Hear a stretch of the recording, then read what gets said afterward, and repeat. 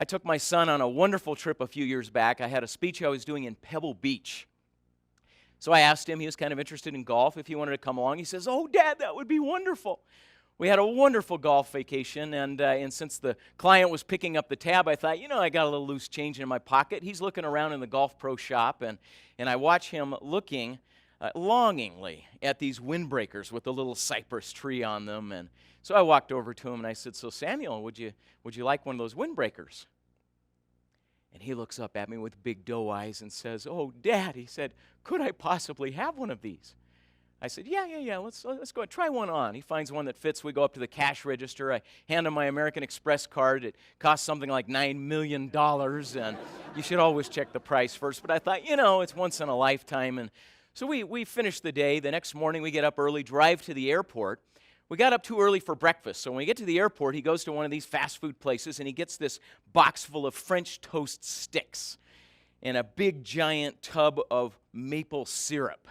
He's wearing his windbreaker. We board the plane. He puts down his little tray. He sticks the French toast sticks on there. He grabs a hold of the foil top to this maple syrup tub, and he pulls, and he pulls, and he pulls, wearing his $9 million windbreaker.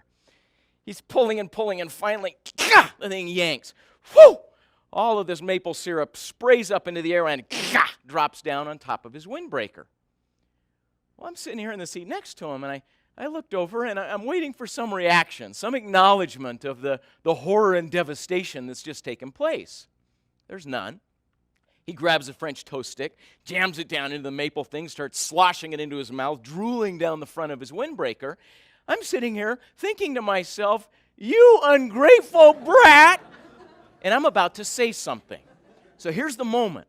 The moment that predicts how well you do in a crucial conversation is that moment right before you open your mouth. Our tendency during those moments, because of the emotional content of the crucial conversation, is to be tempted to move towards some form of silence like the CFO or the direction that I'm heading right now. Here's my son with maple syrup drool all over the front of him, and the thing that's creating my emotion is not the maple syrup drool. It's the story I start to tell myself about the maple syrup drool. Here's what you and I tend to do. The stories that create our emotions come in two flavors. If you're the kind of person like I am, who frequently feels frustrated in those moments, who can immediately feel frustrated in concerns, the kind of story you tend to tell yourself that creates that emotion is that people are doing what they're doing because they're stupid. They're an idiot. That's why they're doing that. But if you tend frequently to feel deeply offended, hurt, or even angry, there's a different story you're likely telling yourself. The story you're telling yourself is that they're doing what they're doing because they're evil. Not just stupid, but evil. They have malicious intent. They don't care about worthy purposes. They don't care about my concerns. They have their own selfish motives. The problem is they're evil, rotten motives. That story is what creates that escalated emotion and therefore moves you to either silence or violence. If you can learn to intervene and affect that story, it changes everything. So here I sit on the plane, and I'm about to leap into punishment and lecture mode with my son. And I bit my lip because I just taught a class on crucial conversations. And I paused for a moment. And I stopped and I asked myself, what story am I telling myself that's making me so mad?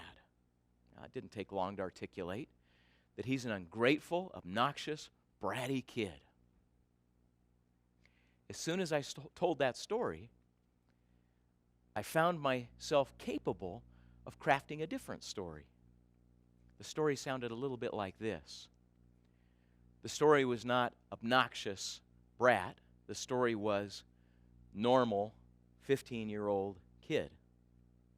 Would that change how you felt?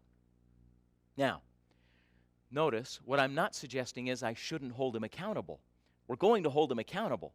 We need to talk up to the CEO. We need to be able to hold peers and others accountable. But will I hold them accountable in a better way? As soon as I stepped back and came toward him with the story that said normal 15-year-old boy, here's what my first words sounded like. Samuel,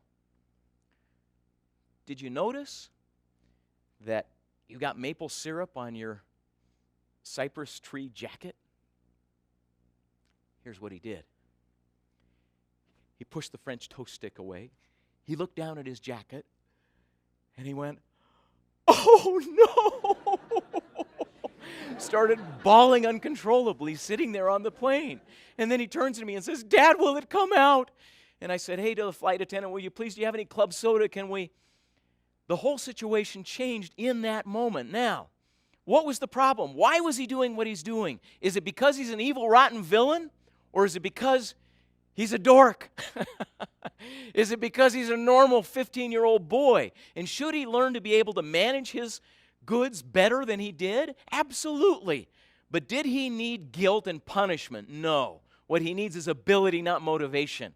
If during those moments you gain the capacity to master your story, to notice the stories you're telling yourself that are creating your emotional response, and intervene and change those, you gain the capacity to step up to crucial conversations that will affect results and relationships in every area of your life.